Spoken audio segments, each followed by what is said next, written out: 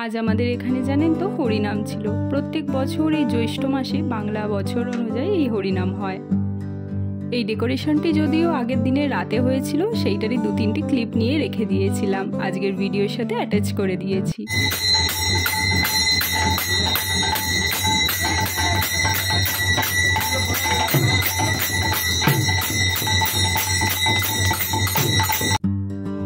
মা এই মাঝের দিনটিতে মানে আমার শাশুড়ি মা এই হরিনামের দলে যতজন থাকে প্রত্যেককে রান্না করে খাওয়ায়। এনারা তো নিরামিষ খান, যার জন্য নানান রকমের নিরামিষ পদ আজকে রান্না করা হয়েছে। তার মধ্যে সবটাই মা করেছে, আমি খালি আলু পোস্তটি করেছিলাম।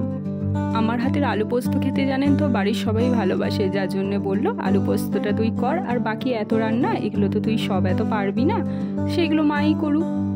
যাই হোক, এবার চলুন যাই। সবাই প্রায় একে একে খেতেও চলে এসছে, খাবার দিয়ে দিই তাদের সবাইকে।